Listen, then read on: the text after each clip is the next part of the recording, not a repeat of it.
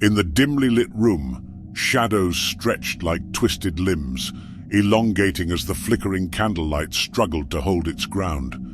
The musty odor of damp wood and mildew filled the air as Dr. Theodore Reinhardt labored over his workbench, his hands trembling as they manipulated the intricate components of his latest creation.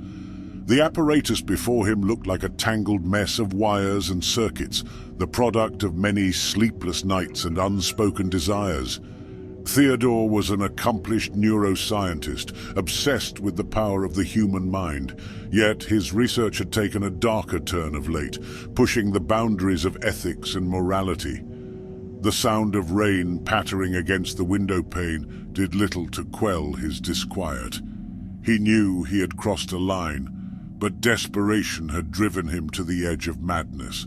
The device that lay before him was a testament to that, a machine capable of creating a mental prison from which there was no escape.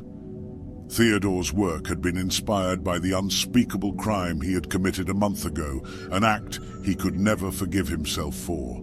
He had taken a life, a young woman's life, all for the sake of his twisted research. He had delved into the darkest corners of her mind and extracted her deepest fears and traumas, using them as a catalyst for his own experiments. He had become consumed by his own sense of guilt, haunted by the echoes of the woman's screams and the look of terror in her eyes as he took her life. His tortured conscience had given birth to this device, a means of trapping himself within the confines of his own mind, forcing him to face the consequences of his actions. The time had come to enact his self-imposed punishment. He connected the device to his temple, its cold metal surface sending shivers down his spine.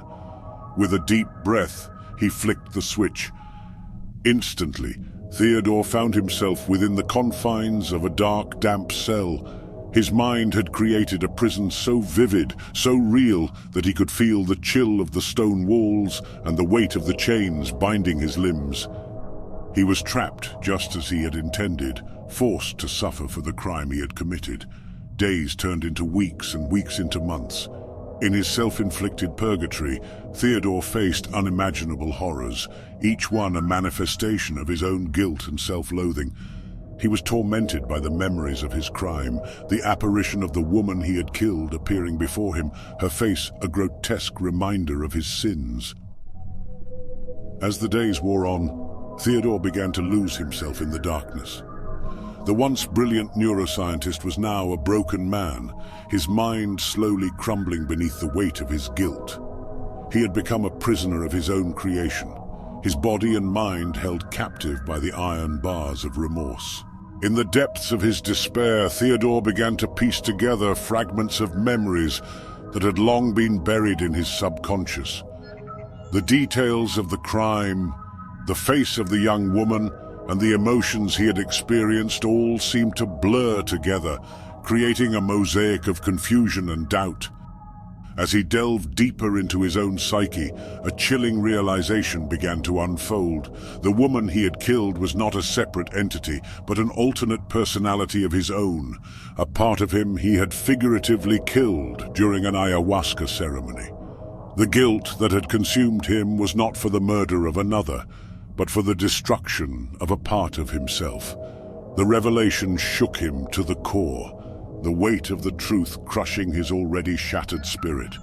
In a desperate quest to cure his schizophrenia, Theodore had plunged into the depths of an ayahuasca-induced journey, unwittingly conjuring a maelstrom of unfathomable guilt that would entwine the tendrils of his psyche, forever trapping him within the labyrinth of his own tormented mind. But as this revelation dawned on him, the walls of his prison began to dissolve, the shadows deepening, and the screams of his victim echoing through the cold, damp air. Theodore Reinhardt found himself back at his workbench, the flickering candlelight casting eerie shadows on the walls.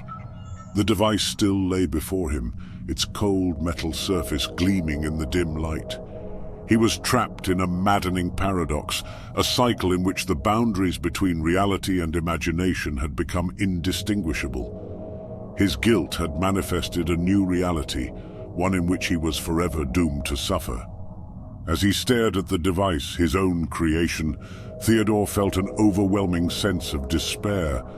There was no escape from the cycle he had set in motion, no reprieve from the torment his own mind had unleashed upon him. The beginning and the end had become one, a continuous loop that threatened to consume him entirely. Theodore Reinhardt, the once brilliant neuroscientist, now found himself locked in a nightmarish existence of his own making, a hell born from the depths of his tortured psyche. And as the rain continued to patter against the window pane, a chilling thought echoed through his fragmented mind. The ending of his story was also its beginning, an inescapable shadow of guilt and torment stretching out into the dimly lit room. Subscribe to Quantum Dreams for more AI-generated sci-fi stories.